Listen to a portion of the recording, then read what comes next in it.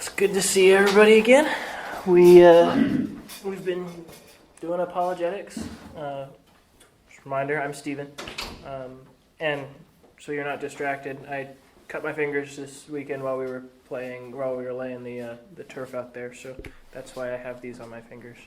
So it's all good. Nothing major. Just trying to lift something too heavy for me to lift. We're going to jump into the existence of God. So, quick review of where we've been. We started out talking about what apologetics is, and the main thing I wanted to take away from that was defense. It is defense of the faith, not offense, through rational argument, and we talked about the two kind of major schools of thought, the presuppositional and classical apologetics. And so today we're kind of dipping into what looks more like classical apologetics. We're looking at arguments and seeing how they can be used to argue for the core tenets of our faith. And so I'm going to be trying to highlight, okay, this is the argument, how should we use it? Because, like we said, there's no good in turning an atheist into a theist. Theists still go to hell, too. The point of apologetics is to convert people into Christians, to speak the truth of God to them in such a way that they will hear and repent and believe the gospel. So today is one of those lessons that can very easily end up turning into here's how you turn an atheist into a theist lesson, and I don't want to do that, right? We want to be turning atheists into Christians, ideally. So that as a preface. Last week then we talked about the reliability of the Bible, some of the arguments for it, and looked at 2 Timothy 3:15 and 14:15, 16. Talked about why we believe what it is and what it is used for. It teaches the story of God. Helps us to understand our own sinfulness, need for a Savior, and convict us to believe. So today we're getting into the arguments for the existence of God, and part of this lesson is the first half of it really is logic. This is the best place to put it because I'm going to actually introduce to you guys a logical syllogism that is a little bit complex, and so we're going to talk about what logic is, what are syllogisms, and how does that work. So I know they sound like big fancy words. Don't be scared off. We'll go through it, and y'all will be better logicians at the end of all of this. But where we're headed is basics of logic. We're going to look at the major arguments, the moral law argument, the cosmological, the teleological, and the ontological. Like I said, big fancy words. We'll talk about what they all mean and give you easier words to understand them. Everybody with me on where we're headed? Okay. Has anybody here ever studied any logic in a formal sense? Brad? Jim? Not in a formal sense. Okay. But you're just a logical person. You consider engineering logical? Yeah. Consider engineering logical? It's tough to be an engineer without being somewhat logical. There you go. Yeah. So we'll jump right into that then. The logic basics. So Logic 101. I would say there's many other laws of logic, but there are three fundamental ones that kind of set the groundwork and get us to where we're going as far as constructing an argument and being a rational person. They are these three. Fancy terms would be the law of identity, the law of non-contradiction, and the law of excluded middle. So the law of identity put into the logical formula would be P is P. Put simply, we can use apples as an example. An apple is an apple. You with me? Nobody's contradicting that statement. An apple is an apple. Very straightforward. It sounds almost too basic. It's an important truth. The law of non-contradiction would be, this is where it gets a little bit funky, an apple is not a non-apple. And fruit really isn't necessary there. I should actually adjust that to put it precisely. An apple is not a non-apple. Again, whatever it wants to be nowadays.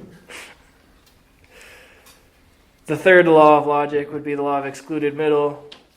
All fruit is either an apple or not an apple. Right? Whatever fruit you pull up and say, what is this? You can either categorize it as an apple or a non-apple. That covers everything, yes? Okay. This is the basics of how a logical argument works. The law of non-contradiction in particular is my favorite. That's what lets you divide things into two categories of one thing and its opposite. And two opposites can't be true in the same way at the same time. That's the basic law of non-contradiction. These three basic facts are the fundamentals of any logical argument. And today we are entering into a time in our culture where these are controversial. A conversation that was really important point in my life, talking with my sister, who's deconverted, doesn't believe any of this anymore, and we were talking about her lifestyle and her choices and what she's doing, and we got back to this. Like our discussion ultimately boiled back down to, okay, can we agree that the law of non-contradiction is a thing?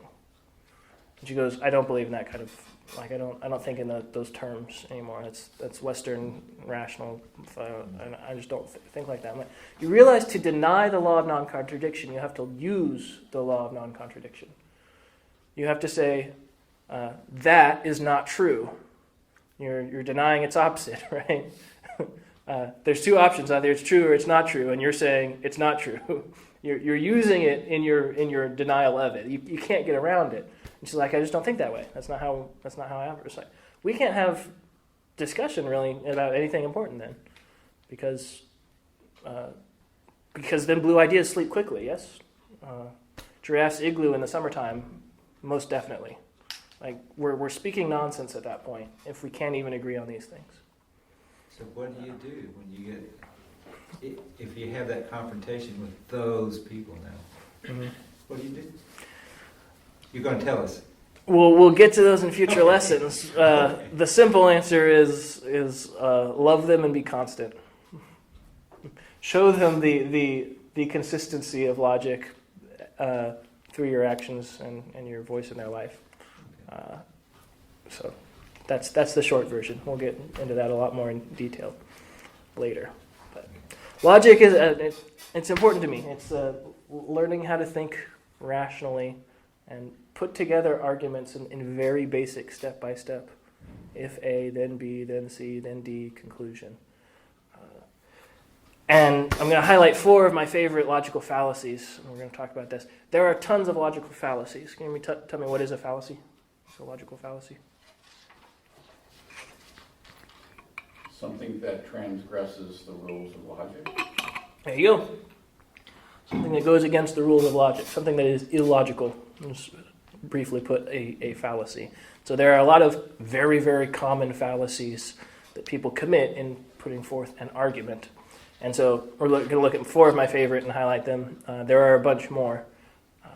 But the ones that you will encounter the most frequently. Ad hominem is the first one. It literally means to the man, where instead of arguing about what's being argued, you just attack the person. Right? And there's a couple of videos that will go to illustrate these. So this is one of my favorite videos that I share with people quite often. Is a Latin phrase meaning literally to the man. It refers to a logical fallacy, or in other words, a bad argument.